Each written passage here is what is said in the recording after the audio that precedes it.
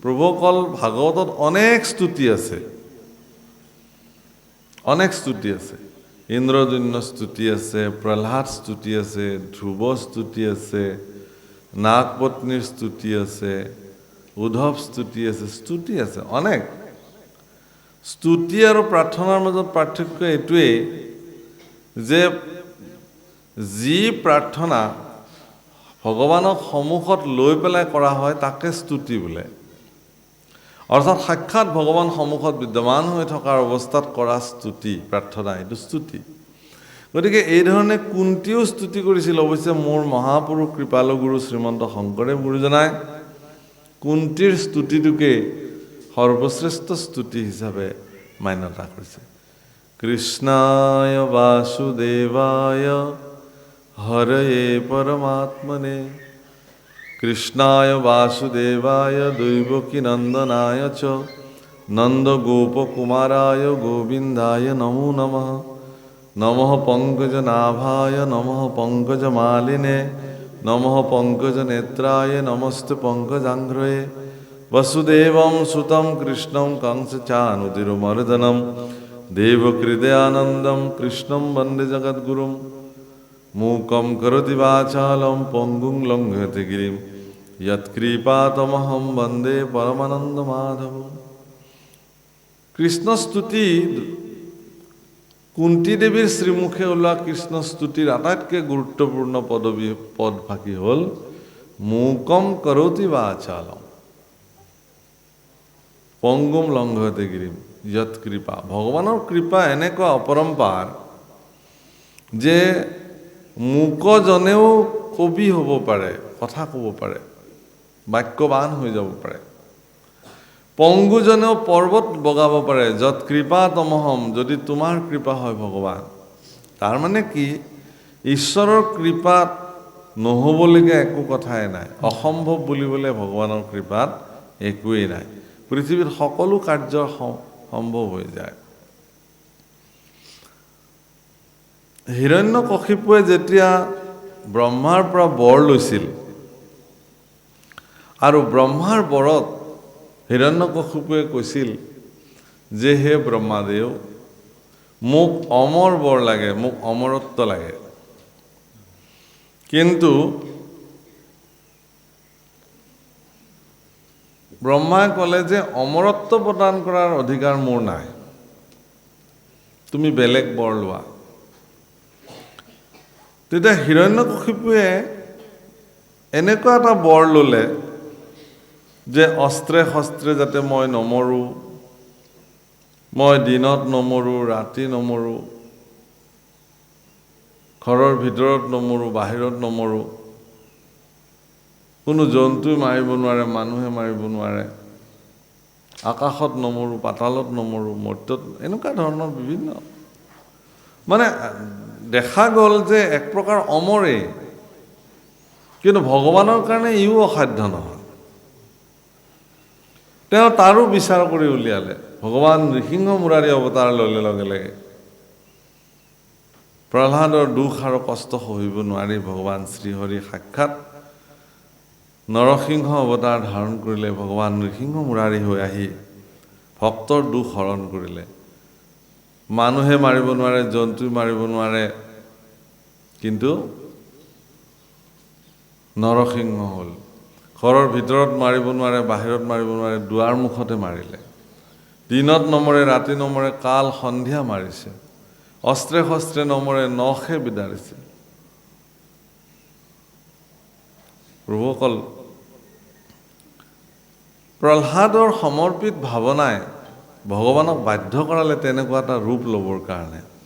আৰু ইমানেই ভয়ংকৰ নৃসিংহ মুৰাৰী অৱতাৰ, ইমান মানে ক্ৰোধী অৱতাৰ, সেই অৱতাৰ ল'বৰ কাৰণে ভগৱান যেন বাধ্য হৈ গ'ল। আৰু আজিও কালি নাগপত্নীসকলে ভগৱান কৃষ্ণক স্তুতি কৰিছে। এনেকুৱা স্তুতি কৰিছে, ইয়াত কৈছে যে বিস্তৰ কৰিল স্তুতি নাগ নাৰী জাত, পদ বাহুল্যকে দৰে নকহিলোঁ তাক।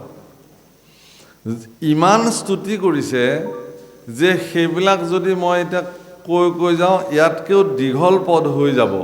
গতিকে পদ যাতে নাবাঢ়ে, পদ নাবাঢ়িবলৈ ইমানতে সামৰিছে। স্তুতি এৰি কৃষ্ণক কাৰ্পুণ্য কৰৈ পাছে, সমীয়ক মাধৱ মৰণতে স্বামী আছে। তোমাক নাজানি আখি দংখিলে দুৰ্জন, বাৰেকৰ দুখে মৰিওখ নাৰায়ণ, মৰসীয় নাৰায়ণ। তোমাৰ আগত এইটো যেন ক্ষুদ্ৰ মহ, ইহাক মাৰিলে হৰি হৈবে কোনো যহ। যে তোমাৰ কাৰণে ই এটা সাধাৰণ এই তেজ খোৱা মহৰ নিচিনা, এক থাপৰ দিলে যে মহটো মৰি থাকে। মহ মাৰি পেলাই কোনোবাই নিজকে বীৰত্ব প্ৰদৰ্শন কৰিব পাৰিব নেকি? মই মহ মাৰিলোঁ, হেজাৰটা মহ মানুহে মাৰে, ধোঁৱা দিলে মৰে, কিবা হ'লে মৰে। গতিকে তোমাৰ কাৰণে এই হ'ব প্ৰভু, গতিকে তুমি আৰু মাৰি পেলাব নালাগে। সাধাৰণতে নাগ পত্নীসকলে ভাবিছে যে আমি যদি ভগৱানক কোটি কোটি প্ৰাৰ্থনা কৰোঁ, অন্তত আমাক বিধৱা হোৱাৰ পৰাতো তেওঁ বচাব। গতিকে তেওঁ দুৰ্জন, তোমাক চিনি নাপাই পেলাই তোমাক দংশন কৰিলে প্ৰভু, গতিকে তুমি আৰু দোষ মৰিখন কৰি কৃপা দৃষ্টি কৰা। ইয়াতে কৈছে আউৰ পৰিবেদনে, পৰিবেদন শব্দৰ অৰ্থ কষ্ট, যে আৰু কষ্ট নালাগে দিবলৈ। ইতিমধ্যে তেওঁৰ ঘাৰ ভাঙি গৈছে, মানে প্ৰত্যেকটো ফণা ওলমি পৰিছে। ভগৱান কৃষ্ণৰ ভৰ সহিব নোৱাৰি, নৃত্যৰ ভৰ সহিব নোৱাৰি প্ৰত্যেকডাল ফণা ভাঙি পৰিছে। অন্ততঃ হে প্ৰভু, আমি একোগৰাকী পতিব্ৰতা নাৰী, আমাৰ কাৰণে স্বামীয়ে আমাৰ কাৰণে প্ৰাণ। বৰ ডাঙৰ শব্দ এটা ভাগৱতত উল্লেখ কৰিছে যে এগৰাকী পতিব্ৰতা নাৰীৰ কাৰণে স্বামীয়ে তেওঁৰ জীৱনৰ সৰ্বোচ্চ। আমাৰ গোৱালপৰীয়া সম্ৰাজ্ঞী প্ৰতিমা বাইদেৱে লোকসংগীতত গাইছে, যেই নাৰীৰ পুৰুষ নাই তাৰ ৰূপে কি কাম কৰে।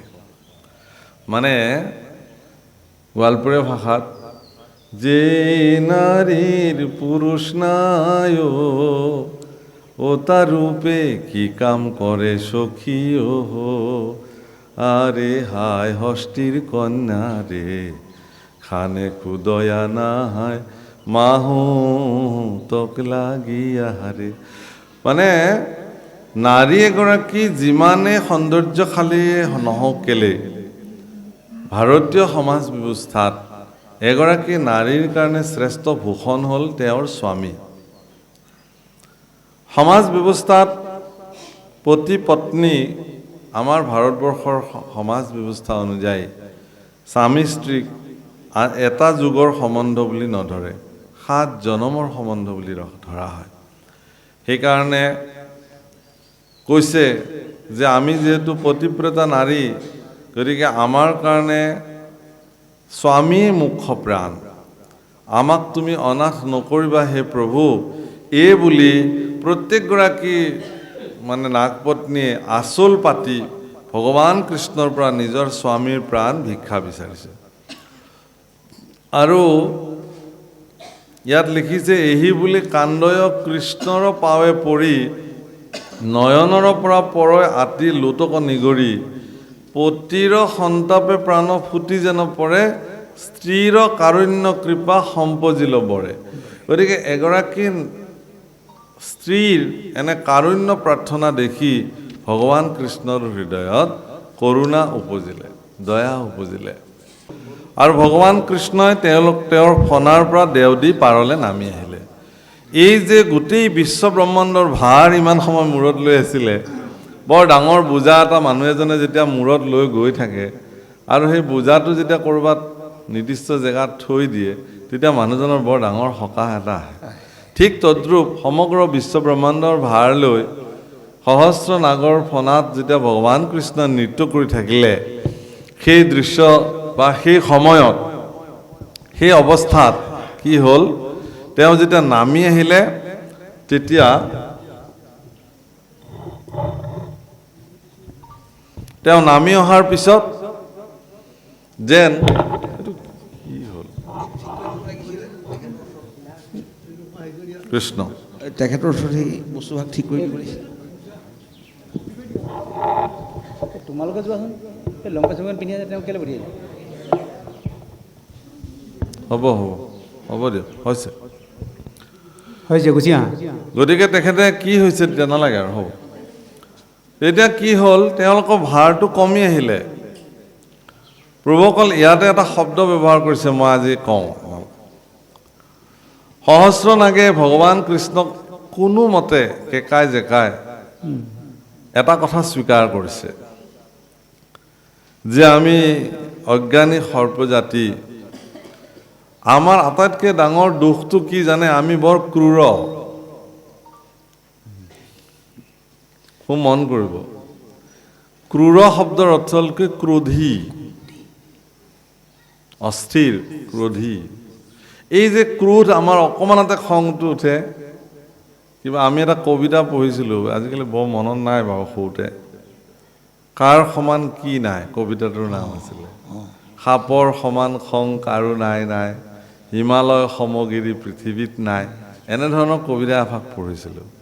গতিকে সাপৰ সমান খং নাই, এই খংটোৱে তেওঁলোকৰ জীৱনৰ কাৰণে বিকৃতি, ক্ৰোধ। আপোনালোকক ক্ৰূৰ শব্দটো, ক্ৰূৰ, ভাগৱতত এগৰাকী চৰিত্ৰ আছে, এটা ব্যক্তি, যাৰ নাম অক্ৰূৰ। যেনে আচ্ছা, আপোনালোকে জানে এটা খুব ধুনীয়া কাহিনী, ভাগৱতত উল্লেখ আছে। ভগৱন্ত পুৰুষে তেওঁ যেতিয়া দ্বাৰকাধীশ হৈ থাকে, দ্বাপৰ যুগৰ কথা, তেতিয়া সূৰ্যৰ এগৰাকী পৰম ভক্ত, তেওঁৰ নাম আছিল সত্ৰাজিত।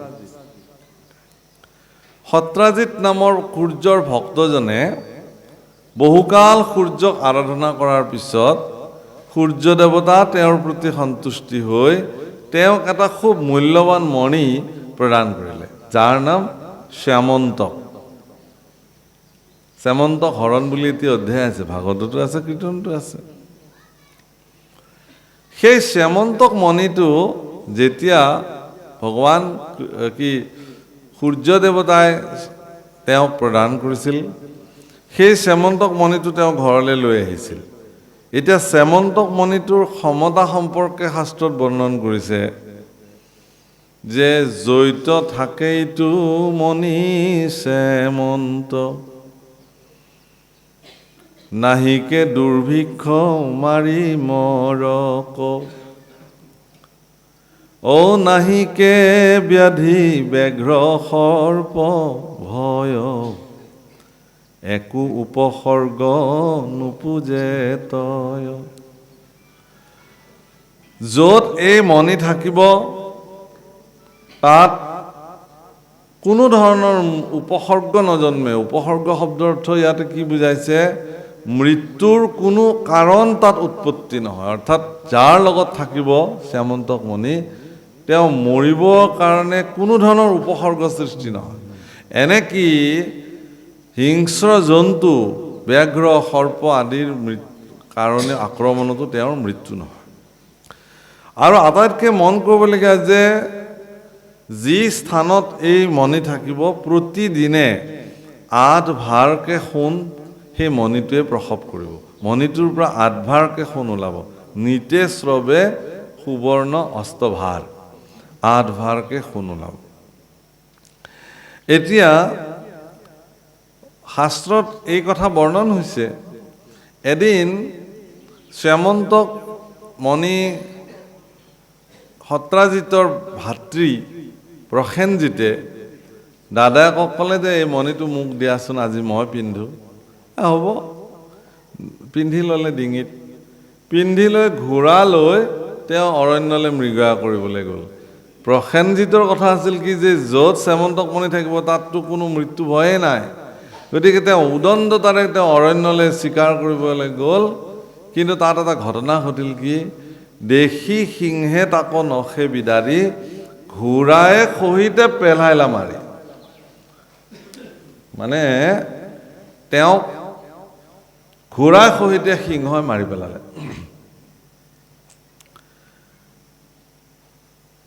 এতিয়া সেই সিংহটোক আকৌ দেখিলে মণিটো লৈ গৈ থকা অৱস্থাত ভালুক এটাই ঋক্ষৰাজ অৰ্থাৎ জাম্বুৱন্তই দেখিলে। জাম্বুৱন্তৰ লগত আকৌ সিংহৰ যুদ্ধ হ'ল। সিংহক মাৰি সেই জাম্বুৱন্তই মণিটো লৈ নিজৰ গুহালৈকে লৈ গ'ল। নি আৰু তেওঁ দেখিছে ধুনীয়া মণি এটা, নিজৰ জীয়েক জাম্বুৱতীক তেওঁ এইটো খেলিবলৈ দিছে, তই এইটো খেলি থাক। ধুনীয়া বস্তু এটা পালে আমি ল'ৰা ছোৱালীক যে আনি দিওঁ, তেওঁ ইমান মূল্যৱান সূৰ্যৰ মণি শ্যামন্ত তেওঁ নুবুজিলে আৰু নিজৰ ছোৱালীজনীক খেলিবলৈ দিলে, তেওঁ ৰাখি থলে। ইতিমধ্যে সেই মণিটোৰ কথা যেতিয়া সমস্ত ভাৰতবৰ্ষত পৰিব্যাপ্ত হৈছিল, দ্বাৰিকাধীশ ভগৱান কৃষ্ণই এই বাৰ্তাটো পোৱাৰ পিছত এদিন সত্ৰাজিতক সুধিবলৈ আহিছিল যে হে সত্ৰাজিত, তোমাৰ হাতত যদি এই মণিটো থাকে, এই মণিটোৱে তোমাক এদিন অহংকাৰী কৰি তুলিব। দৰাচলতে এই মণিটোৰ অধিকাৰী মইহে, মোৰ হাতত দিয়া। সত্ৰাজিতে বোলে কেলে দিম, এইটো মই প্ৰাপ্ত কৰিছোঁ সূৰ্যৰ পৰা, তোমাক কেলে দিম। নিদিলা সত্ৰাজিতে গহ কৰি। মই আজি এই কথাখিনি এইকাৰণে কৈছোঁ যে আৰম্ভণিতে মই এটা কথা কৈছিলোঁ যে মানুহৰ জীৱনত যেতিয়া কিবা এটা বস্তু প্ৰাপ্তি হয়, সেই প্ৰাপ্তিটোৰ ফলত তেওঁৰ যাতে অহংকাৰ সৃষ্টি নহয়, ভগৱান ইয়াৰ কাৰণে সচেষ্ট হয়। সত্ৰাজিতৰ প্ৰতি ভগৱান কৃষ্ণ কৃপাশীল হৈ গ'ল যে সত্ৰাজিতৰ হাতত এইটো থাকিলে সত্ৰাজিতৰ কাৰণে এইটো অহংকাৰৰ পৰিণাম হ'ব। সেইকাৰণে তেওঁ কি কৰিলে, সত্ৰাজিতক সেই অহংকাৰ কুণ্ডৰ পৰা বচাবৰ কাৰণে তেওঁ নিজে আহিলে। কিন্তু সত্ৰাজিতে অহংকাৰ কৰি নিদিলে। এতিয়া যিহেতু তেওঁৰ ভায়েকে সেইটো মানে কি কৰিলে, লৈ গৈ তেওঁ নিজে মৰি থাকিলে, এই কলংকটো ভগৱান কৃষ্ণলৈ গুচি গ'ল। কেনেকে? খুজি নপায় ভাইক মাৰি মণি নীলা হৰি। ভগৱান দ্বাৰিকাধীশ কৃষ্ণই মোৰ মোক খুজিবলৈ আহিলে, মই নিদিলোঁ। মোৰ ভাইটিৰ হাতত পাই ভাইটিক মাৰিলে, মাৰি মণিটো ভগৱান কৃষ্ণই লৈ গ'ল। গতিকে ভগৱান কৃষ্ণ, দৈৱকীনন্দন কৃষ্ণ, দ্বাৰিকাধীশ কৃষ্ণৰ জীৱনত এটা কলংক আহি গ'ল যে তেওঁ খুজি নাপাই পেলাই মাৰি পেলাই লৈ গুচি গ'ল। প্ৰভু, অকল বদনাম আৰু কলংক আমি মানুহবিলাকে যে পাই থাকোঁ, আমিতো বাদেই দিয়ক, স্বয়ং ভগৱান কৃষ্ণ নৰৰূপ ধৰি আহি তেওঁ কলংকৰ পৰা বাচি যাব পৰা নাই। আৰু আপুনি মই কোন কুটা? স্বয়ং কৃষ্ণকে মানুহে কলংক দিয়ে। কৃষ্ণটো বেলেগ কথা, দাপৰ যুগত, কলি যুগত মহাপুৰুষ শ্ৰীমন্ত শংকৰদেৱ গুৰুজনাকো মানুহে কলংক প্ৰদান কৰিছে। মহাপুৰুষ শ্ৰীমন্ত শংকৰদেৱ গুৰুজনাৰ বিয়োগৰ পিছত, বৈকুণ্ঠীৰ পিছত আইৰ কালিন্দীৰ অৱস্থা নাইকিয়া হৈ গ'ল। আইৰ কালিন্দীৰ জীৱনত বৰ আহুকাল সৃষ্টি হৈ গ'ল। মহাপুৰুষৰ ধৰ্মপত্নী, দ্বিতীয় ধৰ্মপত্নী। গতিকে মাধৱ পুৰুষে আই কালিন্দীক গুৰু পত্নী হিচাপে মাতৃবৎ তেওঁৰ শুশ্ৰূষা কৰিলে। তেওঁৰ স্বাস্থ্য বেয়া হৈ গ'ল, বৃদ্ধ অৱস্থা হ'ল। তেওঁক খোৱা ধোৱা, দিয়া থোৱা, শুশ্ৰূষা, মানে মই সৰু উদাহৰণ এটা দিওঁ। যেতিয়া পাটবাউসীত থাকে আই কালিন্দী, তেতিয়া পাটবাউসীৰ কাষেৰে যিটো নৈ বৈ গৈছে জান, তাৰ আগত কিছুমান মানুহে মাছ মাৰে। সেই মাছ মাৰিলে একদম ৰাতিপুৱাই মাছ মাৰে কাৰণে পানীটো ঘেলা হৈ খোদালি দিয়ে নহয়, পানীটো লেতেৰা পানী আহে। গতিকে ৰাতিপুৱা উঠি আই নৈত স্নান কৰিব নোৱাৰা পৰিস্থিতি হ'ল। মাধৱ পুৰুষক খবৰ দিলে, গণকুচিৰ পৰা মাধৱ পুৰুষে গৈ মাধৱ পুৰুষে নিজে তাতে কুঁৱা খান্দিছে, পাত কুঁৱা খান্দি একদম সুন্দৰ পানীৰ ব্যৱস্থা আইক কৰি দিছে। মানে এটা উদাহৰণ মই দিছোঁ। তাৰপিছত দেখিলে যে দূৰ হয় সুন্দৰীৰ পৰা এই মহাপুৰুষ তালৈকে যাবলৈ, সেইকাৰণে আইক আনি সুন্দৰী থানতে, সুন্দৰী দিয়া সত্ৰ, বৰপেটাৰ সুন্দৰী দিয়া সত্ৰত পাটবাউসীৰ পৰা আনি পেলাই মহাপুৰুষে সুৰক্ষিতভাৱে তেওঁ ঘৰ দুৱাৰ সাজি দিলে। নিজ হাতে আইক পালেং সাজি দিছিলে মহাপুৰুষ মাধৱদেৱে। আজিও তেওঁৰ হাতেৰে সজাই দিয়া পালেংখন আজিও বৰপেটাত সুন্দৰী দিয়া সত্ৰত সংৰক্ষিত হৈ আছে, আইৰ কালিন্দীৰ যিভাগ পালেং। গতিকে কিন্তু মানুহে কি দিলে অপযশ? যে গুৰু পত্নী হ'ল বুলিয়ে ডেকা ল'ৰা এটা মাধৱদেৱ তেওঁনো ইমান কেলে লাগি থাকিব লাগে কিবা নিশ্চয় আছে সম্পৰ্ক এয়া আমাৰ মানুহ বুজিছে প্ৰভু এয়া মানুহৰ চৰিত্ৰ পুৰুষোত্তম শ্ৰী ৰাম বাচি যাব পৰা নাছিল মানুহৰ বদনামৰ পৰা জগত জননী পৰম শান্তি আই জানকী বাচি যাব পৰা নাছিল মানুহৰ সমালোচনাৰ কাৰণে কৃষ্ণ মানুহ নামৰ জীৱ ইমানেই ভয়ংকৰ মই আপোনালোকক ক'লোঁ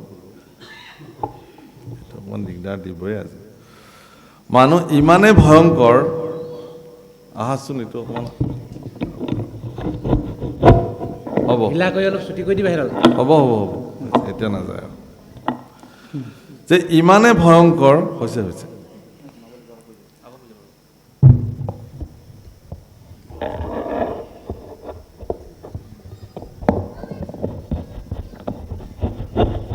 ইফালে নিদিবা তুমি বুজি পোৱা নাই কথাটো তাৰ বেলেঞ্চ ছুটি কৰি দিয়া সেইডাল ছুটি কৰি দিয়া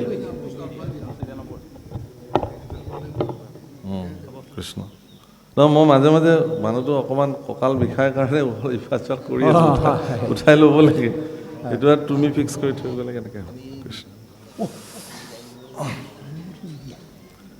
তেওঁ প্ৰভুসকল কৃষ্ণ মই ক'ব খুজিছোঁ কোনটো যে কলংকৰ পৰা হাত সাৰিব আপুনি নোৱাৰে এগৰাকী মহান পুৰুষে লিখি থৈ গৈছে এটা বাণী যে তুমি বৰফৰ দৰে শুভ্ৰ আৰু নিষ্কলংক হ'লেও কেতিয়াও নিন্দাৰ পৰা তুমি হাত সাৰিব নোৱাৰা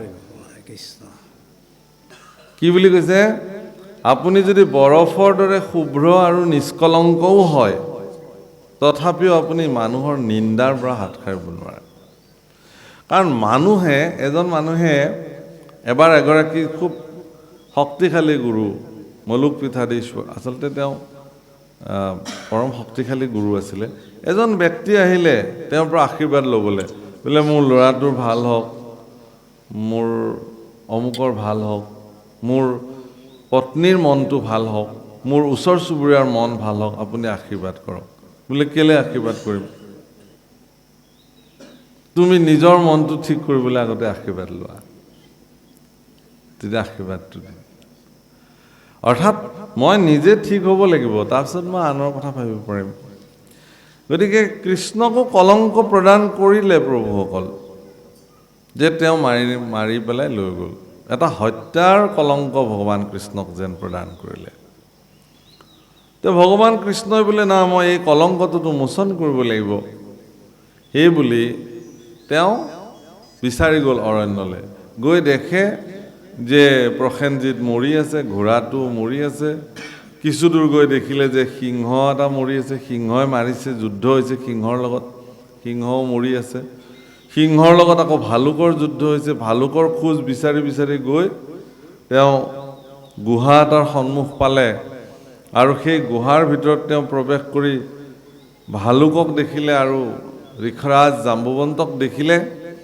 আৰু জাম্বুবন্তৰ লগত তেওঁৰ যুদ্ধ হ'ল 28 দিন যুদ্ধ হৈছে ভাগৱতত লিখিছে গতিকে 28 দিন যুদ্ধৰ অন্তত সৰ্বশৰীৰ বিষ যন্ত্ৰণাৰে জৰ্জৰ হৈ জাম্বুবন্তই ভগৱান শ্ৰীকৃষ্ণৰ চৰণত পৰি প্ৰণাম জনাই কৈছে যে হে প্ৰভু তুমি মোৰ প্ৰভু ৰাম হ'ব লাগিব কাৰণ মোক ৰামৰ বাহিৰে পৃথিৱীত কোনো এজন পুৰুষ নাই যিজনে মোক পৰাস্ত কৰিব পাৰে তেতিয়া ভগৱান শ্ৰীকৃষ্ণই ক'লে এৰা হয় মই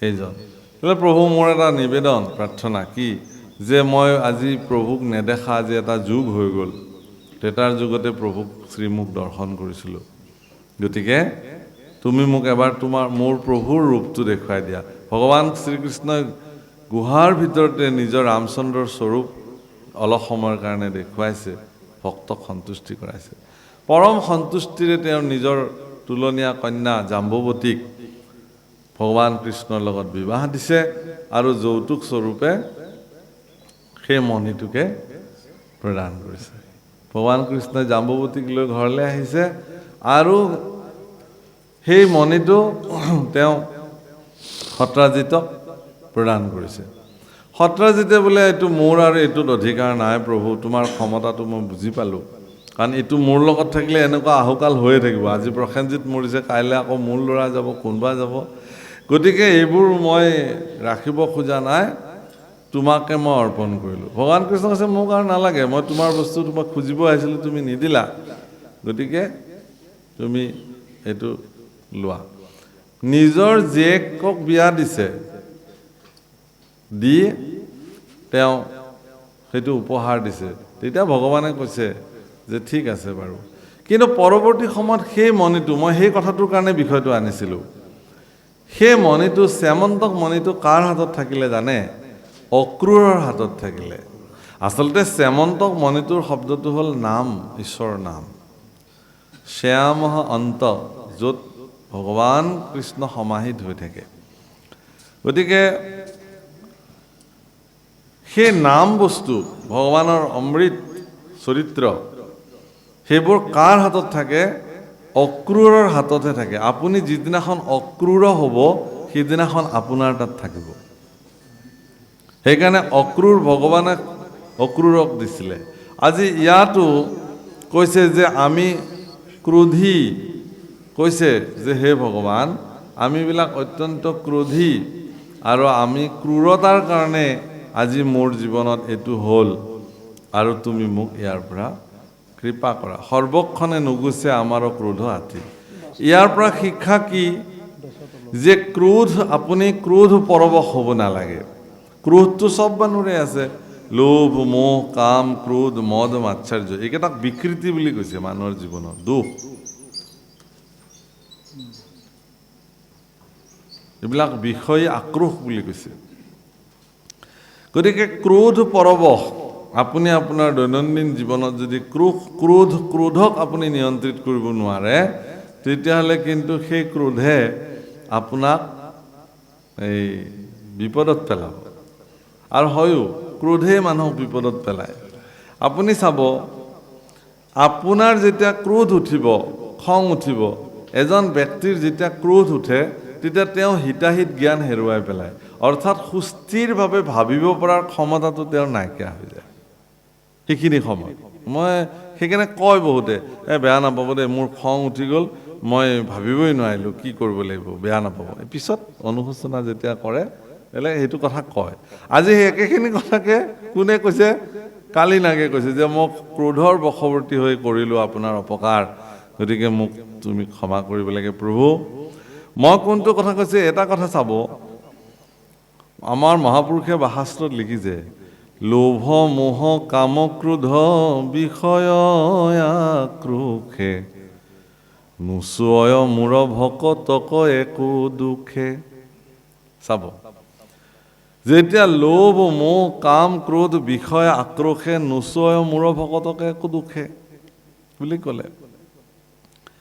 এদিন এজন ভকতে, এনেকে গুৰুজনাই শাস্ত্ৰৰ কথা কৈ থাকোঁতে, এজন ভকতে পলমকে আহিলে। গুৰুজনাই বোলে তুমি পলম কৰিলা যে? বোলে মই অকণমান এই মৎস্য ধৰিছিলোঁ খাবলৈ বুলি, সেইকাৰণে এনেকুৱা কথা কৈছে। কৈছে তুমি সন্ত পুৰুষ হৈ, ভকত হৈ পেলাই আকৌ কি মৎস্য ভোজন কৰা? কৈছে বোলে আপুনিয়ে লিখিছে নহয় প্ৰভু গুৰুজন, লোভ মোহ কাম ক্ৰোধ বিষয় আক্ৰোশে, নোচোয় মূৰ ভকতক একো দুখে। গতিকে মোৰ মাছ খাবলৈ লোভ উপজিছে, এই লোভে মোকতো একো কৰিব নোৱাৰে নহয়, কাৰণ মইতো ভকত হৈছোঁ। আপুনিয়ে লিখিছে নহয়, লোভ মোহ কাম ক্ৰোধ বিষয় আক্ৰোশে, নোচোয়, মোৰ ভকতক চুবই নোৱাৰে এইবিলাক দুখে। গুৰুজনাই বোলে সৰ্বনাশ, মাধৱ পুৰুষসকলে লৈ আহাচোন পুথিখন, ক'ত এইখন লিখিলোঁ মই, আৰু কলমটো লৈ আহিবা। বোলে কি কৰে? বোলে এইটো কাটি থৈ যাওঁ, কাৰণ পিছত নহ'লে এইটোক অজুহাত দি পেলাই মানুহটো তাৰমানে এনেকুৱা অদ্ভুত জীৱ, নিজৰ স্বাৰ্থৰ কাৰণে মানুহে যিকোনো সাং ৰচনা কৰিব পাৰে, এইটো মানুহৰ নিয়ম। গতিকে মানুহে কৰে এইবিলাক। গতিকে গুৰুজনাই বোলে না, মাধৱ পুৰুষে কৈছে নহয়, এইটো থাকক, আপোনাৰ মৈলামেৰে এইটো সৃষ্টি হ'ল, ই থাকক, ইয়াৰ ওপৰত বিশ্লেষণ হওক, আলোচনা হওক। দৰাচলতে কি ক'লে যে লোভ মোহ কাম ক্ৰোধ বিষয় আক্ৰোশে নোচোয় মোৰ ভকতক একো দোষে। আচলতে লোভ মোহ কাম ক্ৰোধ এইবিলাক একো একোটা দুখ মানুহৰ জীৱনত, দুখ। মোৰ যদি অত্যাধিক ক্ৰোধ আছে এইটো মোৰ দুখ, মোৰ যদি অত্যাধিক লোভ জন্ম হৈছে এইটো মোৰ কাৰণে দুখ। এনেধৰণৰ সামাজিক বিকাৰবিলাক, শাৰীৰিক বিকাৰবিলাক, দুখবিলাকে মোৰ ভক্তসকলৰ শৰীৰ স্পৰ্শই নকৰে। অৰ্থাৎ মোৰ ভক্তসকলৰ হৃদয়ত লোভৰ উৎপত্তিয়ে নহয়, ক্ৰোধৰ উৎপত্তিয়ে নহয়, মোহৰ উৎপত্তিয়ে নহয়, হ'ব নোৱাৰে। সেইটোহে লিখিছিল গুৰুজনে। আৰু ওলটা বুজিলি ৰাম, বেলেগ বুজিলে। এবাৰ মানে মই আপোনাক কৈছোঁ যে বিশ্বামিত্ৰ, দুৰ্বাসা এইবিলাক এখেতলোকৰ অত্যন্ত ক্ৰোধী ঋষি, চবে জানে এই কথাটো। কিন্তু এওঁলোকৰ ক্ৰোধ যিটো, বিশেষকৈ বিশ্বামিত্ৰৰ যি ক্ৰোধ, সেই ক্ৰোধক দোষ বুলি কোৱা নাই কিন্তু শাস্ত্ৰই। মাৰ্কেণ্ড পুৰাণ আদি পুৰাণসমূহত এইটো গুণ বুলি, বিশিষ্ট গুণ বুলি কৈছে, যে এইটো গুণ তেওঁলোকৰ। বিশ্বামিত্ৰৰ জীৱনৰ এইটো এটা গুণ, ক্ৰোধ। আচ্ছা, বিশ্বামিত্ৰৰ জীৱনত ক্ৰোধ গুণ হ'ল আৰু মোৰ ঋজু পাঠকৰ জীৱনৰ ক্ৰোধটো দোষ হ'ব কেনেকৈ?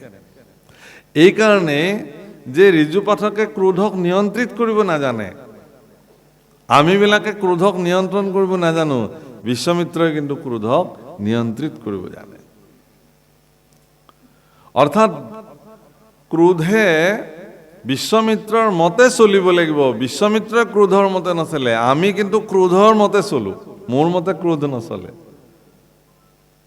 খুব মন কৰিবলগীয়া সমাজত প্ৰভুসকল, আইসকল, এইবিলাক কথা ল'ৰা ছোৱালীবিলাকক শিকাব লাগে, একদম সৰুৰ পৰাই শিকাব লাগে। শুনা, তুমি ক্ৰোধৰ বশৱৰ্তী নহ'বা। আটাইতকৈ ডাঙৰ হ'ল কি যে গীতাত লিখিছে যে তুমি মনৰ দাস হ'বলৈ নাযাবা, মনক তোমাৰ দাস কৰিবা।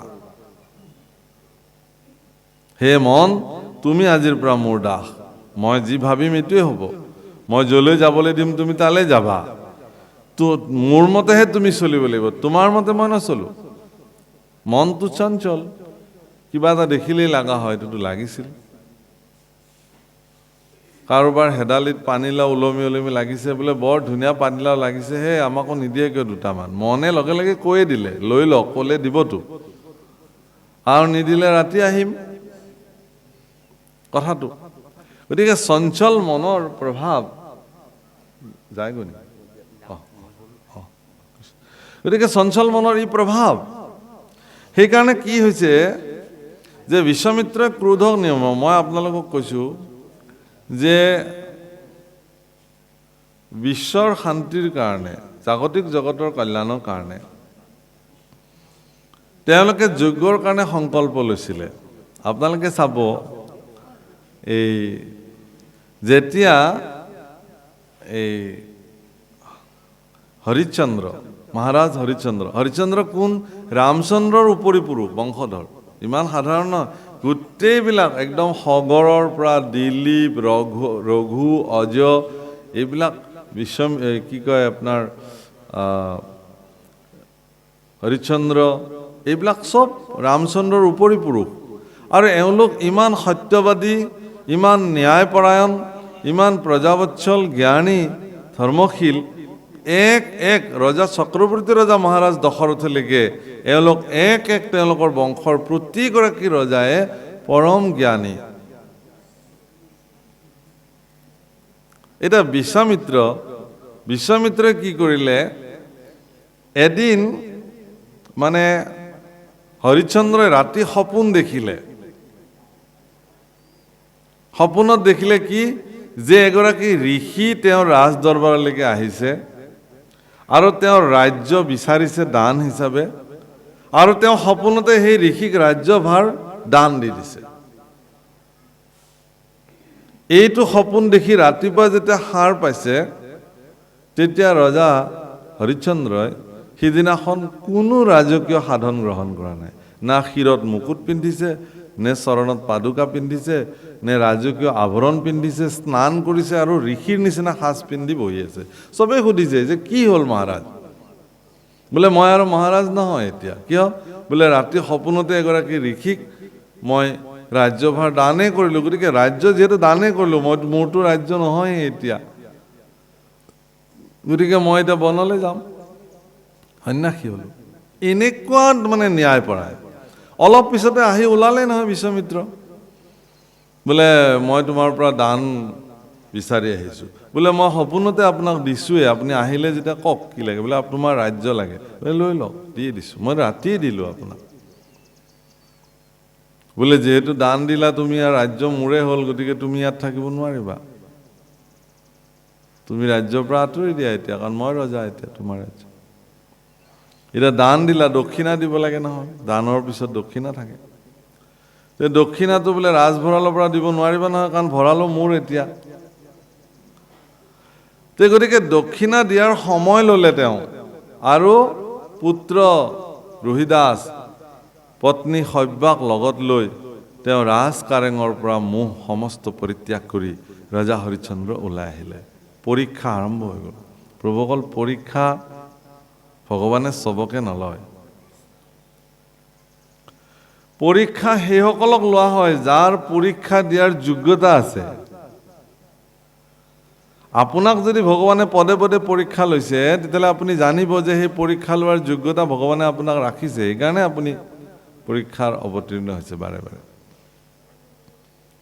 গতিকে হৰিশ্চন্দ্ৰ এনেকুৱা অৱস্থা হ'ল গৈ গৈ যে তেওঁ পুত্ৰ বিক্ৰী কৰিবলগীয়া হ'ল, পত্নীক বিক্ৰী কৰিবলগীয়া হ'ল, নিজেও চণ্ডালৰ ডোমৰাজৰ ওচৰত, চণ্ডালৰ মুৰব্বীৰ ওচৰত নিজক বিক্ৰয় কৰিলে। ক'লে যে তুমি কিন্তু আজিৰ পৰা শৱদাহ কৰিব লাগিব। বোলে হ'ব, মালিকে যি আজ্ঞা কৰে দাসেতো কৰিবই লাগিব। গতিকে চক্ৰৱৰ্তী ৰজা হৰিশ্চন্দ্ৰ আহি এখন শ্মশানত শৱদাহ কৰিবৰ কাৰণে থাকিলে। এনেহেন ঈশ্বৰৰ ইচ্ছা। পিছদিনা ৰাতিপুৱাই দেখিলে যে এগৰাকী নাৰীয়ে এটি শিশু, সৰ্পৰ দংশনত মৃত্যু হোৱা শিশু এটা শ্মশানত লৈ আহিছে। হৰিশ্চন্দ্ৰই দেখিলে যে তেওঁৰ পুত্ৰই সেইটো ৰোহিদাস, আৰু পত্নীগৰাকী বেলেগ নহয়, তেওঁৰে ধৰ্মপত্নী মহাৰাণী সব্যা, যাৰ গাত ফটা চিটা কাপোৰ, শাৰীখনো মানে ভাল নহয়। কিন্তু ইমানেই ন্যায়পৰায়ণ, ইমানেই সত্যবাদী, ইমানেই তেওঁ নীতি, তেওঁ সব্যাক কৈছিলে যে হে দেৱী, তোমাৰ পুত্ৰক যদি মই ইয়াতে দাহন কৰিব লাগে, তেতিয়াহ'লে শ্মশানৰ যিটো কৰ টেক্স দিব লাগে, সেইটো তুমি মোক দিব লাগিব। সব্যাই কৈছে হ'ব মহাৰাজ, আৰু বহুত হৈ গ'ল, আৰু কিমান তুমি কি কৰা, তোমাৰ পুত্ৰ তুমি চিনি পোৱা নাই নেকি ৰোহিদাসক? মই তোমাৰ পত্নী সব্যা, মোক তুমি চিনি পোৱা নাই নেকি মহাৰাজ? কৈছে চিনি পাইছোঁ, কিন্তু মই কৰ্তব্যত বন্দী, বাক্যত বন্দী, কাৰণ মই কোনোবা মালিকৰ অধীনৰ এজন কৰ্মচাৰীয়ে, দাস। আজি মোৰ এইখন শ্মশান মোৰ নহয়, ইয়াৰ যিটো শ্মশানৰ যিটো নিয়ম, সেইটো নিয়ম পালিবই লাগিব। বাৰাণসীত আজিও বিশ্বনাথ মন্দিৰৰ ঘাটত আপোনালোকে গ'লে দেখিব, যিখন শ্মশান য'ত শৱ দাহ হোৱাটো মহাপুণ্য বুলি ধৰা হয়, সেই শ্মশানখনৰ নাম আজিও হৰিশ্চন্দ্ৰ শ্মশান। য'ত মৰিবলৈ মানুহ যায়, যে সেই শ্মশানত যদি দাহ হৈ যায় জীৱন মুক্ত হৈ যায় বুলি কয়। কাশীত মৰিলে মানুহ মোক্ষপ্ৰাপ্তি হয় পোনে পোনে, এই বুলি বিশ্বাস আছে। গতিকে সেই ৰজা হৰিশ্চন্দ্ৰই যেতিয়া ক'লে টেক্স দিব লাগিব, তেতিয়া সব্যাই ক'লে যে মোৰ হাতত একোৱেইটো নাই, এই পিন্ধি থকা শাৰীখনৰ বাহিৰে আৰু একো নাই, গতিকে মই মোৰ শাৰীখনৰ এটা আঁচল ছিঙি পেলাই তোমাক টেক্স হিচাপে, মই শ্মশানৰ টেক্স হিচাপে, কিবা এটাতো দিব লাগিব, দিয়া, তাকেই দিয়া। যেতিয়া এগৰাকী নাৰীয়ে নিজৰ চাদৰৰ আঁচল ছিঙিবলৈ প্ৰস্তুত হৈছে, সমস্ত পৃথিৱী কম্পমান হৈ গৈছে। এইটোতো হ'ব নোৱাৰিব। স্বয়ং লক্ষ্মী ভগৱান কৃষ্ণৰ প্ৰতি কৈছে যে প্ৰভু এইটো হ'ব নোৱাৰিব, কিন্তু এগৰাকী নাৰীৰ জীৱনৰ লজ্জা ঢাকিবলৈ যিখিনি সাধাৰণ বস্ত্ৰ তেওঁৰ শৰীৰত আছে, তাকো যদি তেওঁ ছিঙিবলগীয়া হয়, ইমান পৰীক্ষাৰ প্ৰয়োজন আৰু নাই। তৎক্ষণাৎ ব্ৰহ্মা বিষ্ণু মহেশ্বৰ সমস্ত গন্ধৰ্ব কিন্নৰ দেৱতা স্বয়ং বিশ্বমিত্ৰ সেই স্থানত তৎক্ষণাৎ উপস্থিত হৈছে। ইন্দ্ৰাদি দেৱতা, হ'ব আই সব্যা, ধন্য তুমি, স্বামী ভক্তি তোমাৰ পৃথিৱীত জুৰি থাকিব। ধন্য হে ৰজা হৰিশ্চন্দ্ৰ, তোমাৰ সত্যবাদিতাৰ নিষ্ঠাৰ প্ৰতি আমি সমস্ত দেৱকুল ব্ৰহ্মা বিষ্ণু মহেশ্বৰ সকলো আজি তোমাৰ ওচৰত আমি নতশিৰ, যে এইটো কাললৈকে খ্যাতি থাকিব যে সত্যক ৰক্ষা কৰিবৰ কাৰণে নিজৰ পত্নী পুত্ৰক বিক্ৰী কৰিব পাৰে, নিজক বিক্ৰী কৰি চণ্ডাল হ'ব পাৰে, ইয়াতকৈ আৰু কি হ'ব পাৰে। বিশ্বমিত্ৰ কৈছে, হে ৰাজন, এইবিলাক একো নহয়, এইবিলাক চব মোৰেই চলনা আছিলে তোমাক পৰীক্ষা কৰিবৰ কাৰণে। এতিয়াও তোমাৰ ৰাজ্য সুৰক্ষিত হৈ আছে, আজিও তুমি ৰজা, তুমি নিজৰ স্থানলৈ গুচি যোৱা, পুনঃ আগৰ নিচিনাকৈ তুমি ৰাজভাৰ চলোৱা। তোমাৰ সত্য আৰু নিষ্ঠা জগতত প্ৰতিষ্ঠা হ'বৰ কাৰণেহে এইটো কৰা হ'ল। বিশ্বমিত্ৰই যে হৰিশ্চন্দ্ৰক পৰীক্ষা ল'বলৈ ইমানখিনি মানে কৰিলে, তাৰ কাৰণে ব্ৰহ্মাদেৱৰ ক্ৰোধ আহিলে। ব্ৰহ্মাই ক'লে যে যা, মই তোক অভিশাপ দিলোঁ, তই তোৰ জীৱনত আজিৰ পৰা যি যজ্ঞ কৰাৰ সংকল্প নোলোৱা কিয়, কোনো যজ্ঞ পূৰ্ণাহুতি হ'ব নোৱাৰিব, তুমি সফল হ'ব নোৱাৰিবা, যা। যে প্ৰভু, এইটো কি মোৰ উপহাৰ নেকি? এইটো মইতো তোমালোকৰ কাৰণে পৰীক্ষাটো কৰিলোঁ হৰিশ্চন্দ্ৰক, তাৰ পৰিণাম মই এইটো ভোগ কৰিলোঁ নেকি? ভগৱান কৃষ্ণৰ চৰণত স্তুতি কৰিলে। ভগৱান কৃষ্ণই ক'লে, হ'ব, যি হ'ব হ'ব বাৰু, তাৰে সমিধান ব্ৰহ্মাই দিব তোমাক। ব্ৰহ্মাই ক'লে যে ভগৱান শ্ৰী হৰি পৃথিৱীত যিদিনাখন শ্ৰীৰাম স্বৰূপে উৎপত্তি হ'ব, আবিৰ্ভাৱ হ'ব, সিদিনাখন ৰামচন্দ্ৰৰ কৃপাত তোমাৰ যজ্ঞ পূৰ্ণাংগ সম্পাদিত হ'ব, অন্যথা নহয়। গতিকে সিদিনাখনৰ পৰা বিশ্বমিত্ৰই যিমান যজ্ঞ সংকল্প কৰিছে, কোনো যজ্ঞৰ পূৰ্ণাহুতি সম্পূৰ্ণ হোৱা নাই। ত্ৰেতাৰ যুগত বিশ্বমিত্ৰই যজ্ঞ কৰিছে, যজ্ঞৰ পূৰ্ণাহুতিৰ সময়তে মাৰিচ আৰু সুবাহী আদি কৰি 60,000 মানে ৰাক্ষসে আহি সেই যজ্ঞ কুণ্ড তছনছ কৰি দিছে। সদায় কৰে এইটো কাম। শেষত তেওঁৰ শিষ্য উপশিষ্যসকলে বিশ্বমিত্ৰক ক'লে যে গুৰুদেৱ, তুমিতো এগৰাকী অস্ত্ৰবিদ, তুমিতো যুদ্ধত নিপুণ, গতিকে এই ৰাক্ষসবোৰ যে বাৰে বাৰে আহি আহি আমাৰ যজ্ঞবিলাক বিনষ্ট কৰে, তুমি দেখোন অস্ত্ৰ প্ৰয়োগ কৰি এওঁলোকক নিধন কৰিব পাৰা, কেলে নকৰা? তেতিয়া বিশ্বমিত্ৰই কৈছে যে শুনা, যদি মই অসুৰবিলাকক মাৰিবই লাগে, তেতিয়াহ'লে মোৰ ক্ৰোধ আহিব লাগিব প্ৰথমতে। যদি মোৰ ক্ৰোধ আহি যায়, এই যে যজ্ঞ সম্পাদিত কৰাৰ সংকল্প মই লৈছোঁ, এই সংকল্প মোৰ বিনষ্ট হৈ যাব। সেইকাৰণে ক্ৰোধক মই আহিব দিব নোৱাৰোঁ, এতিয়া নিয়ন্ত্ৰিত কৰি ৰখা হৈছে। মই এই কথাটোকে কৈছিলোঁ, ক্ৰূৰতা। বিশ্বমিত্ৰৰ প্ৰচণ্ড ক্ৰোধ আছে, কিন্তু তেওঁ ক্ৰোধক নিয়ন্ত্ৰিত কৰি ৰাখিছে। ভগৱান শ্ৰীৰামচন্দ্ৰৰ ওচৰলৈকে যেতিয়া গুৰুকুলৰ পৰা সম্পূৰ্ণ বিদ্যা, আচলতে ভাৰতবৰ্ষৰ ব্যৱস্থা মই আপোনালোকক কওঁ, ভাৰতবৰ্ষৰ শিশুসকলক গুৰুকুলত যে থৈছিলে শিক্ষা গ্ৰহণ কৰিবৰ কাৰণে, তাত কেৱল বিদ্যা অধ্যয়নৰ কাৰণে ৰখা নাছিলে।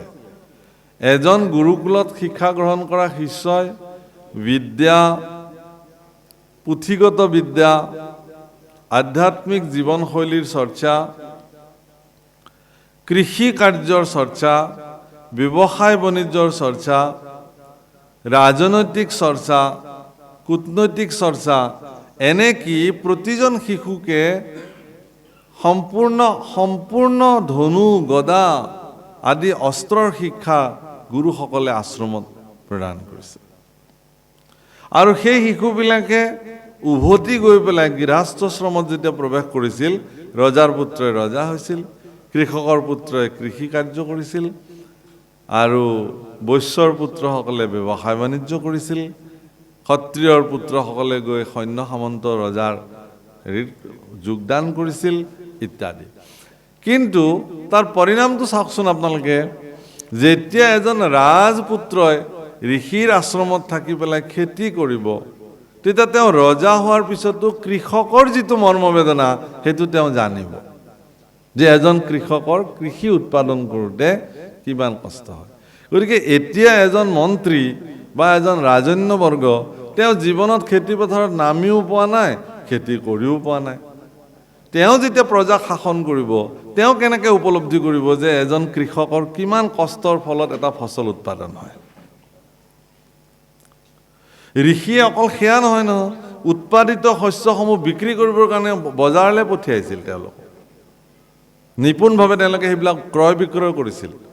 বিক্ৰী কৰিব লাগিব, যি সেই সময়ত বিনিময় ব্যৱস্থা আছিল, আকৌ আনাজ আদি যি প্ৰয়োজনীয় বস্তু আশ্ৰমলৈকে সকলো কিনি আনিব লাগিব, ক্ৰয় কৰি আনিব লাগিব। গতিকে ব্যৱসায় বাণিজ্যৰ ওপৰতো তেওঁলোকৰ এটা ধাৰণা হৈছিলে। গতিকে ৰজা হ'লেও তেওঁ জানিছিল যে ব্যৱসায়বিলাক কেনে চলে।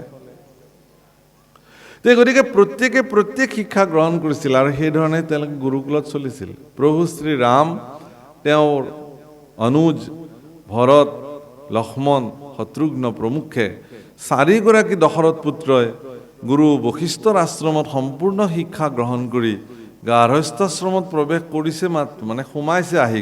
এতিয়াও বিবাহ কৰোৱাই নাই। বিবাহ সম্পৰ্কীয় আলোচনা যিদিনাখন হৈ আছিল গুৰু বশিষ্ঠৰ লগত, হেন সময়তে আহি বিশ্বমিত্ৰ প্ৰৱেশ কৰিছে। কোনোবাই ক'লে যে সিংহদ্বাৰত আহি বিশ্বমিত্ৰ ৰৈ আছে ৰজাৰ সাক্ষাতৰ কাৰণে, আহিবলৈ দিয়ক।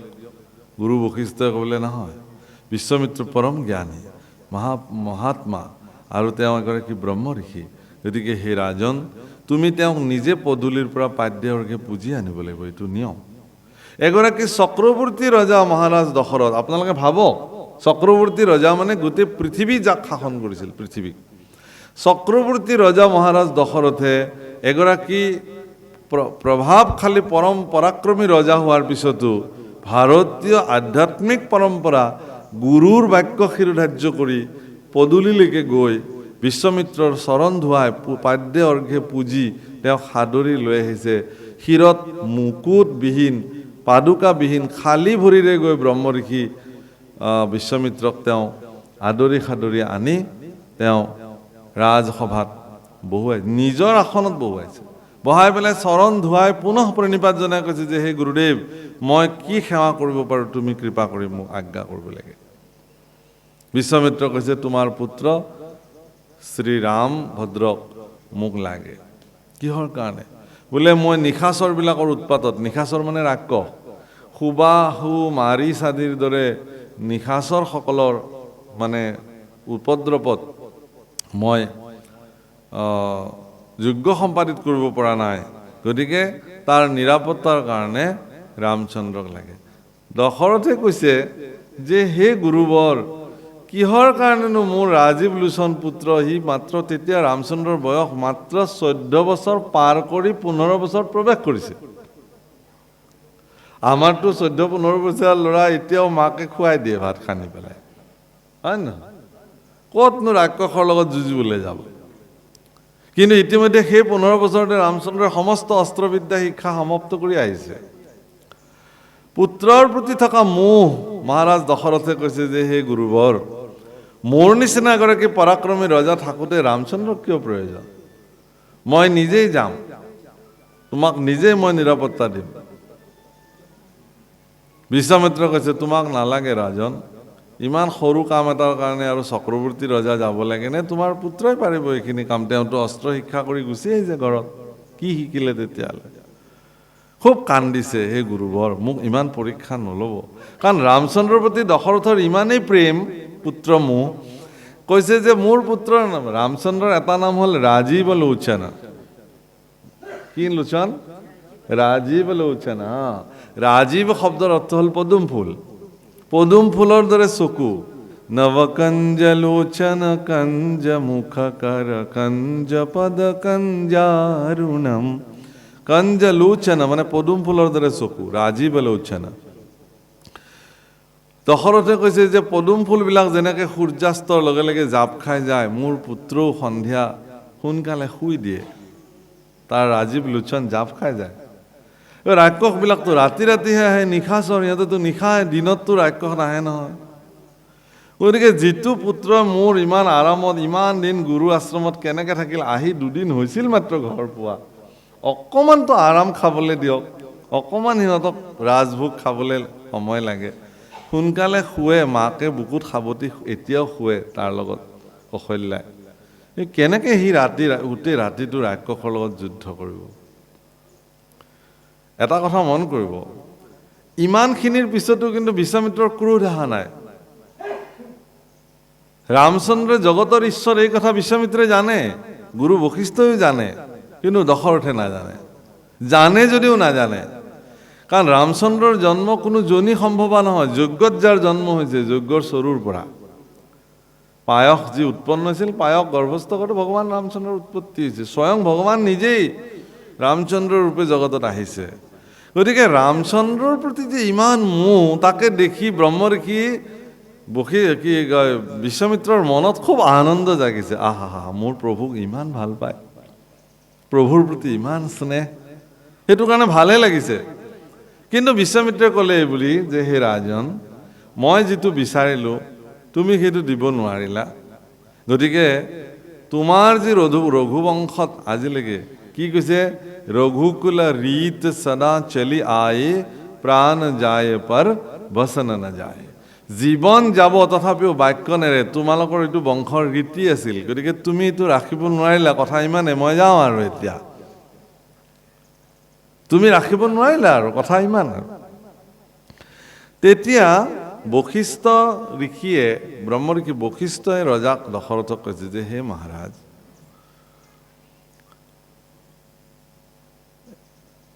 মানে সংকট আৰু সন্ত শব্দটো মনত ৰাখিব। আপোনাৰ জীৱনলৈ সংকট বিপদ এইটো কাকো নোকোৱাকে আহে, আৰু সন্তবিলাকো ঘৰলৈ কাকো নোকোৱাকে আহে, এই দুটাই আহে। কিন্তু সংকট আপোনাৰ জীৱনৰ বিপদ ঘণ্টা বজাবলৈ আহে, কিন্তু সন্তই সেই বিপদৰ সমাধান লৈ আপোনাৰ ঘৰলৈ আহে। পাৰ্থক্য ইমানেই। আপোনাৰ ঘৰলৈ যদি কেতিয়াবা হঠাৎ নোকোৱা নিমিলাকে যদি এজন সাধু পুৰুষৰ কেনেবাকৈ আৱিৰ্ভাৱ হৈছে, আহি ওলাইছে ভকত এজন, জানিব যে আপোনাৰ গৃহৰ সকলো অপায় মংগল দূৰ কৰিবলৈ সন্ত আহি পদাৰ্পণ কৰিছে। সেইকাৰণে সন্তক পদূলিতে চৰণ ধুৱাই পাদ্যে অৰ্ঘ্যে পূজি তেওঁক গৃহাগত কৰি আনি আসন বোষণ দিয়াই সেৱা সফুৰা প্ৰাৰ্থনাৰে তেওঁক কুশল বাৰ্তা পুচিব লাগে, আৰু যিমান পৰা যায় সিমান সেইধৰণে তেওঁক আপ্যায়ন কৰি তেওঁক সুধিব লাগে যে, হে প্ৰভু, কি কাৰণত আজি আমাৰ গৃহত আপোনাৰ পদাৰ্পণ? আচলতে আমি পৰিয়ালটো আজি আপোনাৰ পদাৰ্পণে ধন্য হ'লোঁ। কৃপা কৰি কি আজ্ঞা আছে আমাক কৰিব লাগে আজ্ঞা। সন্তসকলক সন্তুষ্টি কৰিব লাগে সেৱা সৎকাৰেৰে। এতিয়া বশিষ্ঠই ক'লে, হে ৰাজন, তোমাৰ ঘৰলৈতো সন্ত মহাত্মা বিশ্বামিত্ৰ আহিছে, গতিকে তোমাৰ মনত যিটো বৰ্তমান সংকট বুলি তুমি ভাবি আছা যে ৰামচন্দ্ৰক বিবাহ কৰোৱাব লাগে, ইতিমধ্যে কৌশল্যাই কৈ থৈ দিছে দশৰথক যে মোৰ পুত্ৰ, অৰ্থাৎ ৰামচন্দ্ৰটো বিশ্বৰ ভিতৰত আটাইতকৈ সৰ্বাংগ সুন্দৰ পুৰুষ, কিন্তু কৌশল্যাই কৈছে যে, হে মহাৰাজ, আপুনি মোৰ পুত্ৰৰ কাৰণে এগৰাকী বোৱাৰী বিচাৰক, কিন্তু সাৱধান, মনত ৰাখিব, মোৰ পুত্ৰতকৈ যদি কোনো গুণে কম বোৱাৰী এগৰাকী যদি তুমি আনা, তেতিয়াহ'লে কিন্তু বিপদ হ'ব। এতিয়া ৰজা দশৰথ মহা বিপদত। নিজৰ পুত্ৰৰ কাৰণে এনেকুৱা ক'ত ছোৱালী বিচাৰে যিটো পুত্ৰতকৈও ধুনীয়া হ'ব লাগিব। জনক নন্দিনী সীতা যিদিনাখন ৰামচন্দ্ৰৰ কাৰণে বিবাহ উপযুক্ত কাৰণে তেওঁলোকৰ কাৰণে কথা হৈছিল, হৰধনু ভাঙি যিদিনাখন ৰামচন্দ্ৰই তেওঁক বিবাহৰ পাশত আবদ্ধ কৰিছিল, সীতাৰ সম্পৰ্কে যেতিয়া কথা শুনিছিল কমল নয়নী সীতা, তেওঁৰ চৰণ পংকজ পদুম ফুলৰ পাহিতকৈও সুকোমল আছিল। এই বাৰ্তা যিদিনাখন শুনিছিল, তেতিয়া কৌশল্যা, সুমিত্ৰা আৰু কৈকেয়ী কি কৰিছিল জানে? সমগ্ৰ ৰাজকাৰেং, আচৰিত লাগে, বাল্মীকি ৰামায়ণত উল্লেখ আছে, সমগ্ৰ ৰাজকাৰেং যিফালে যিফালে তেওঁলোকৰ বোৱাৰী সীতা যাব, সেইফালে পদুম ফুল, পূৰ্ণ বিকশিত পদুম ফুলৰ ওপৰত যিখিনি ৰেণু থাকে, হালধীয়া হালধীয়া, বগা বগা, সেই ৰেণুবিলাক পাৰি পাৰি থৈ দিছিল, যাতে সীতাৰ সুকোমল চৰণে কষ্ট নাপায়। এগৰাকী শাহুৰ বোৱাৰীৰ প্ৰতি হেৰি চাওক, ভাৰতবৰ্ষৰ ঘটনা কৰিছিলে, সেইধৰণে আয়োজন কৰিছিলে। এটা সংকল্প লৈছিলে এখন যজ্ঞ কৰাৰ কাৰণে, আৰু সেই সংকল্পত গুৰু বশিষ্ঠই কৈছিলে যে এগৰাকী অক্ষয় বন্তি জ্বলাব লাগিব, আৰু সেই অক্ষয় বন্তিগৰাকী ৰাজনন্দিনী সীতাই সেই অক্ষয় বন্তিগৰাকীৰ দায়িত্ব ল'ব লাগিব। তেওঁ তেল শেষ হ'লে, ঘি শেষ হ'লে দিব লাগিব, শলিতা আগবঢ়াই দিব লাগিব। এইখিনি দায়িত্ব তেওঁ ল'ব লাগিব যজ্ঞ যেতিয়ালৈকে শেষ নহয়। ৰামচন্দ্ৰই ক'লে হ'ব, দশৰথেও ক'লে হ'ব, কৌশল্যই ক'লে কেনেকৈ হ'ব? যি হয় তাকে হ'ব।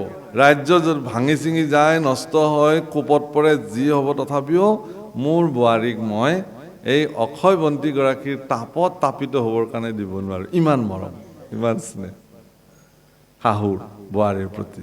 মই এনেই কোৱা নাই এইখিনি কথা, সমাজলৈ মই এই বাৰ্তাটো এনেই এৰা নাই। গতিকে এয়া আমাৰ সমাজত প্ৰবৃত্তি। বাৰু যিয়ে নহওক, ৰামচন্দ্ৰক ক'লে, এই বিশ্বামিত্ৰই ক'লে দশৰথক যে হে মহাৰাজ, এই যে বিশ্বামিত্ৰ আহিছে, তেওঁ আচলতে এটা শুভ বাৰ্তা লৈ আহিছে, আপুনি নিশ্চিন্ত থাকক। ৰামচন্দ্ৰৰ কল্যাণৰ কাৰণে তেওঁ আহিছে। মানে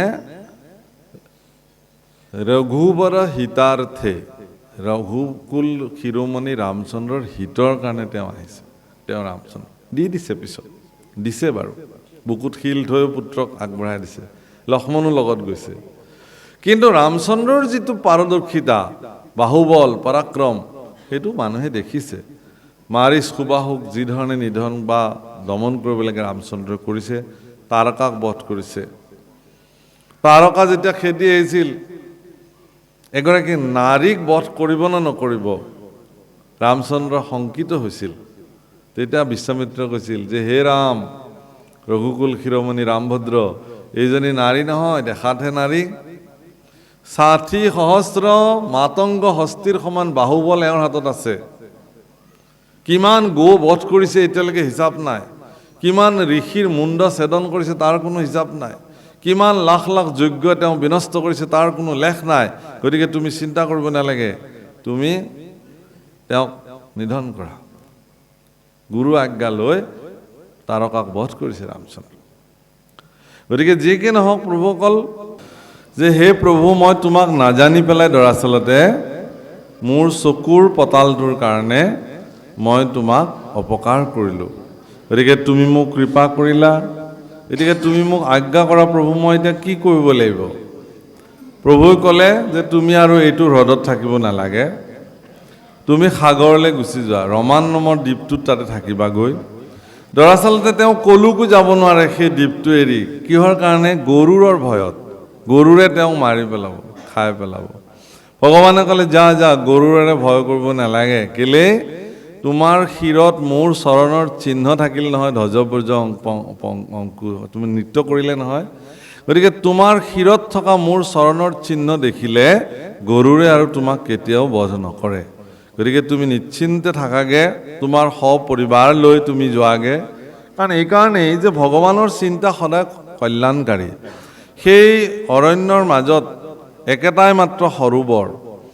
গতিকে সেই অৰণ্যৰ সমস্ত জীৱকুলে সেই পুখুৰীটোত পানী খাবলৈ আহে, কিন্তু সেই পানী ইমানেই বিষবাষ্প যে যাক সেৱন কৰিলে জীৱবিলাকৰ মৃত্যু হয়।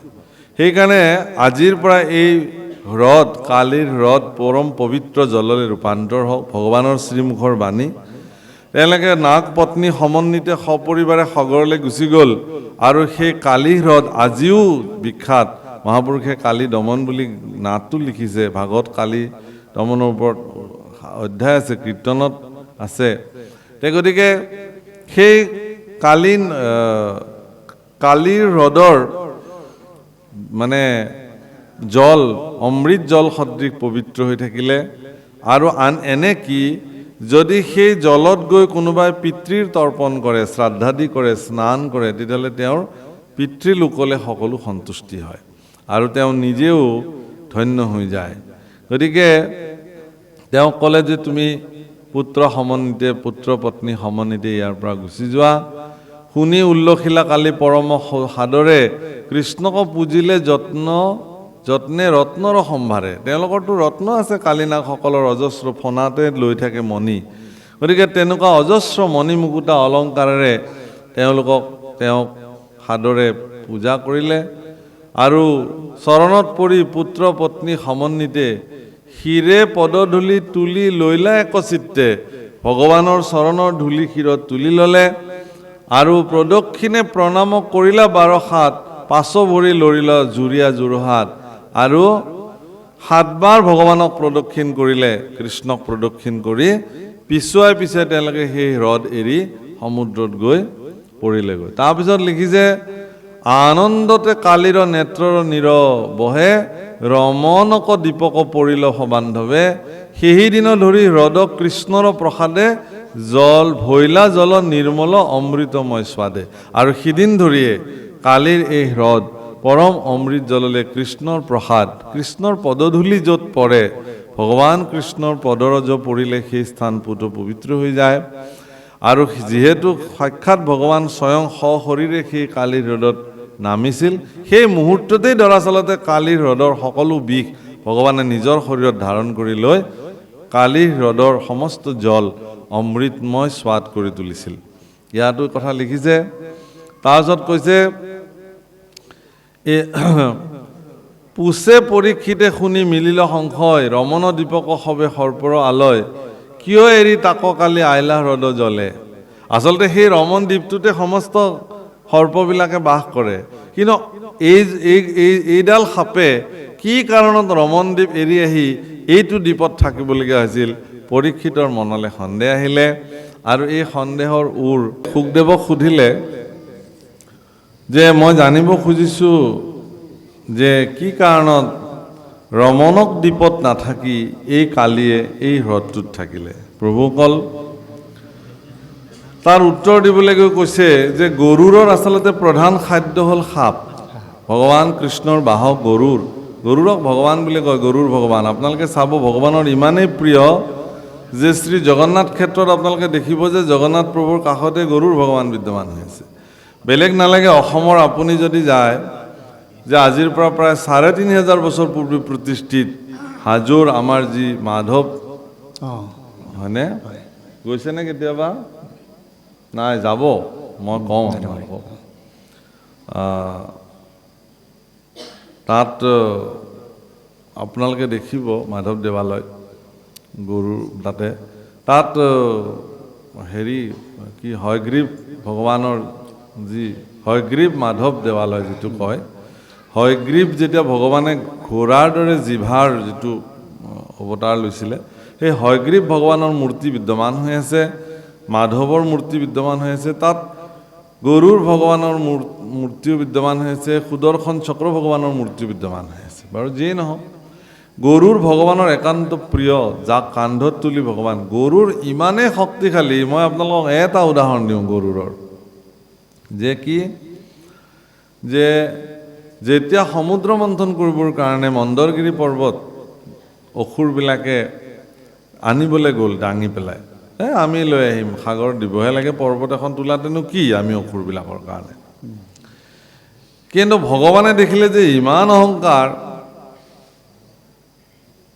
তেওঁলোকৰ অসুৰবিলাকৰ সেই মন্দৰগিৰি পৰ্বত উঠাই লৈ আহি থাকোঁতে তাৰ লগে লগে সি ওজন বহুত বাঢ়ি গ'ল আৰু সি পৰি গ'ল মাটিত হেঁচা খাই আৰু মন্দৰগিৰি পৰ্বতৰ হেঁচাত বহুত দৈত্য মৰি থাকিল তাতে নিপাত হৈ গ'ল গতিকে দৈত্যৰাজে ক'লে যে আৰম্ভণিতে এইবিলাক অমংগল হ'ল গতিকে আমি আৰু সমুদ্ৰ মন্থন নকৰোঁ কিন্তু ভগৱান কৃষ্ণই দেখিলে যে সমুদ্ৰ মন্থন নহ'লেও নহ'ব কাৰণ লক্ষ্মীৰ উৎপত্তি হ'ব লাগিব মূল উদ্দেশ্যটো এইটোৱেই সেইকাৰণে ক'লে যে ঠিক আছে সেইবিলাকক মই আকৌ জীয়াই দিম তোমালোকে কিন্তু কৰা তে এই যে পৰ্বতখন দাঙিব নোৱাৰিলে তেওঁলোকৰ হাতৰ পৰা পৰি গ'ল তেতিয়া সেই পৰ্বত স্বয়ং ভগৱান কৃষ্ণই গৰুৰক আজ্ঞা কৰিলে আৰু গৰুৰৰ কান্ধত স্বয়ং বিশ্বব্ৰহ্মাণ্ডৰ ভাৰ লৈ ভগৱানটো বহিছে তাৰে পিঠিতে আকৌ মন্দৰগিৰিও তুলি লৈছে গৰুৰে তুলি লৈ সমুদ্ৰলৈকে আহিছে ভাবক আপোনালোকে এতিয়া ইমান পৰাক্ৰমী ইমান শক্তিশালী গৰুৰ ভগৱান তেওঁক কি কৰিব লাগে এই সৰ্পকুলবিলাকে প্ৰতি পূৰ্ণিমাত তেওঁক পূজা কৰিব লাগে তেওঁৰ কাৰণে খাদ্য বস্তু দ্ৰব্য শৰাই সঁফুৰা এইবিলাক আগবঢ়াব লাগে এই কালিয়ে কি কৰিছে এইডাল সাপে গৰুৰক নামানে তেওঁৰ নিজৰ পৰাক্ৰম আৰু অহংকাৰত গৰুৰৰ কাৰণে আগবঢ়োৱা প্ৰসাদ তেওঁ নিজে গৈ ভক্ষণ কৰে আৰু গৰ্জি গৰ্জি প্ৰত্যাহ্বান জনায়। এই কথা জানি ভগৱানৰ একান্ত সেৱক গৰুৰে তেওঁক উচিত শিক্ষা দিবৰ কাৰণে খেদি আহিলে আৰু দুয়োৰ মাজত যুদ্ধ হ'ল। আন্দোলা আন্দোলি কৰে দুয়োকো পিৰি, কৰন্ত আক্ৰান্ত আতি দুয়ো মহাবল, দলডুব পৃথিৱী আতুপ তলবল, গৰুৰকো ধৰি পাছে সৰ্প মহাঘোৰ, হাজাৰক মুখে সংগে ভেজাইলে কামোৰ, একে একৈ দাঁত যেন নাংগলৰ ইষ, গৰুৰক সৰ্ব গাঁৱে লগাইলেক বিষ। বিষ্ণুৰ বাহন বীৰ বিষক নগনি, কোপে জ্বলিলন্ত যেন তোলাত অগনি, চাম্পদীয়া কালিক ধৰিল থোতে ঘালি, শৰীৰৰ মাংস নখে পেলাইলা বখানি। যে গৰুৰ আহিছে যুদ্ধ কৰিবৰ কাৰণে তেওঁৰ সহস্ৰ ফণাৰ এক লোহাৰ যেন নাঙলত যে ফালবিলাক লগাই প্ৰচণ্ড ধাৰ, তেনেকুৱা ফালৰ নিচিনা একোটা দাঁত, সেই 1000খন মুখেৰে গৰুৰক যেতিয়া দংশন কৰিছে, সমস্ত শৰীৰত বিষ নিৰ্বাপিত কৰিছে আৰু সেই বিষকো নগনি গৰুৰে তেওঁৰ মুখেৰে ঠোঁটেৰে সেই কালিৰ গা বখলিয়াই পেলাইছে, একদম বখলিয়াই দিছে। এতিয়া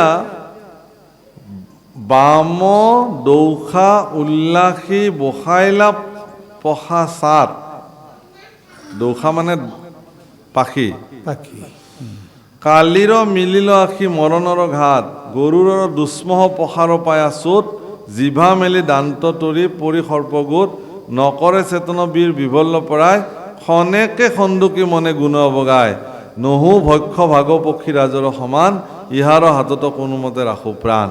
তেওঁ অচেতন হৈ পৰি থাকিল গৰুৰৰ পৰাক্ৰমত। এই কালি হেন শুনি বেগে আখি হ্ৰদে দিলা বোৰ, খেদি গুৰি নপাই গৈলা পালতি গৰুৰ, সেই কোনোমতে আহি চুচৰি বাগৰি এই হ্ৰদটোত আহি পেলাই আত্মসমৰ্পণ কৰি প্ৰতিপুত্ৰ সমন্বিতে তাত গৰুৰে মানে তেওঁক বিচাৰি নাপায়, কাৰণ সেই হ্ৰদটো বহুত ডাঙৰ আৰু বহুত দ, গতিকে তাত তেওঁ আত্মগোপন কৰিব পাৰে ধুনীয়াকৈ। সেইকাৰণে গৰুৰে তেওঁক বিচাৰি নাপায় উভতি গ'ল। সিদিন ধৰি তেওঁ এতিয়া সেই ৰমণক দিবলৈ আহিব নোৱাৰে এতিয়া, কাৰণ দেখিলেই গৰুৰে তেওঁক মাৰি পেলাব।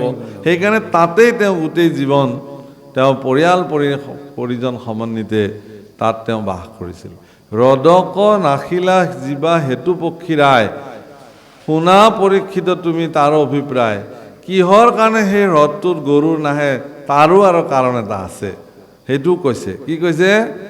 যে পূৰ্বত হ্ৰদত ঋষি আছিলা সৌভৰি, মহামৎস্য গোট শকুন্তৱে ফুৰৈ চৰি, গৰুৰে চৰণ ধৰিবে চান্তে বধিলা সৌভৰি, ঋষি বাক্য নগনি সুধাত খাইলা ধৰি, পৰম অনাথ ভৈলা আন মৎস্যগণ, দেখিয়া ঋষি দায়াই ঋষি বুলিলা বচন, যদি দুনাই শান্ত হৈত মৎস্য এক প্ৰাণী, মৰিবন্ত গৰুৰ বুলি দিলা সত্যবাণী।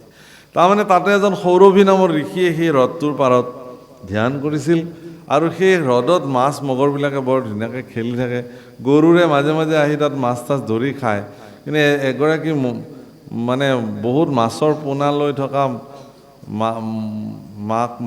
মাক এগৰাকী মাছৰ, তেওঁক গৰুৰে এদিন হত্যা কৰিলে আৰু শিশুবিলাক অনাথ হোৱা দেখি ঋষিৰ মনত দুখ আহিলে আৰু গৰুৰক ক'লে যে তই যদি আজিৰ পৰা আহি ইয়াত এটাও মাছ খাৱ নহয়, তই সিদিনাখনে মৰিবি বুলি অভিশাপ দি থৈ দিলে। সেইকাৰণে গৰুৰ সেই হ্ৰদটোলৈ নাহে। আৰু কালিনাগেও ভাবিলে কি এইটো হ্ৰদলৈ যিহেতু গৰুৰ আহিব নোৱাৰে, গতিকে মোৰ কাৰণে আটাইতকৈ নিৰাপদ আৰু সুৰক্ষিত স্থানেই ডোখৰে, সেইকাৰণে সেই হ্ৰদটোতে আজি বহুকাল ধৰি তেওঁ তাত নিবাস কৰি আছিলে। কিন্তু হ'লে কি হ'ব, যি মৎস্যসকলৰ নিৰাপত্তাৰ কাৰণে আচলতে দৰাচলতে ভগৱানৰ সেৱক গৰুৰে সেই হ্ৰদটোত আহি পেলাই মাছ মগৰ ধৰি খায় কাৰণে সেই হ্ৰদটোত কালিৰ নিচিনা বিষাক্ত সৰ্পই আহি বাস কৰিব পৰা নাই। গতিকে অন্যান্য জীৱকুলবিলাক তাত সুৰক্ষিত হৈ আছিল। কিন্তু ঋষিয়ে যেতিয়া অভিশাপ দি দিলে গৰু আহিব নোৱাৰাত, সৰ্প আহি সেই স্থান বসতি কৰাৰ পিছত অন্য জীৱবিলাক নাইকিয়া হৈ গ'ল, চব ধৰি ধৰি খালে, গছ বিৰিখ পৰ্যন্ত জ্বলি গ'ল, তেওঁ অকলে তাত নিবাস কৰে। এতেকে ভগৱান কৃষ্ণৰ কথাটো হ'ল কি, তাক পুনঃ উদ্ধাৰ কৰিবৰ কাৰণে এই লীলা সম্পাদন কৰিলে। আপোনালোকে চবেই জানে যে ভগৱান কৃষ্ণই যিবিলাক কৰ্ম জগতত সাধন কৰি থৈ দিছে এইবিলাকক লীলা বোলে। আমাৰ নিচিনাই মনুষ্য শৰীৰ অৰ্থাৎ ভগৱানৰ শৰীৰৰ নিচিনাই আমাৰ শৰীৰ মনুষ্য ৰূপৰ যিটো শৰীৰ সেয়া আমি জগতত আছোঁ ভগৱানৰ নৰলীলা লৈ আহি আমি মানুহে যিবিলাক কাম কৰোঁ এইবিলাকক কৰ্ম বোলে আৰু ভগৱানে যিবিলাক কৰ্ম কৰে এইবিলাকক লীলা বোলে গতিকে ভগৱানেও এইটো লীলা সাধন কৰিছিল কৰি সেই হ্ৰদটোক জীৱকুলৰ কাৰণে পুনঃ উদ্ধাৰ কৰিবৰ কাৰণে কালি দমন কৰিলে সেইকাৰণে ইয়াত লিখিছে যে কালি মাত্ৰ জানয় আৰু নতু শুনয় আনে গৰুৰৰ ভয়তো বঞ্চিলা সেই স্থানে কৃষ্ণে উচ্চা দিলা দুনাই দ্বীপতে বঞ্চিল শুনি নৃপতিৰ মনে সংশয় উপজিল শুনা সাৱধানে কেশৱৰ গুণ কৰ্ম কলিযুগে আতপৰে নাহি আন ধৰ্ম ইয়াত আকৌ প্ৰশ্ন হৈছে ইয়াৰ উত্তৰ পৰৱৰ্তী দিছে প্ৰভুসকল কিন্তু আমি আকৌ সিমানলৈকে নাযাম কাৰণ আমি আকৌ এই গুৱাহাটীলৈ উভতিব লাগিব নহয়নে হেৰি পাপসকল আইসকল আমি আৰু আপোনালোকৰ সন্মুখত উপস্থিত থাকিলোঁ কৃষ্ণ কথা ক'লোঁ এতিয়া অকণমান উপদেশ দিছে এই উপদেশখিনি বাপসকলে পঢ়িব আমি উপদেশ সম্পৰ্কে অলপ কম যাওক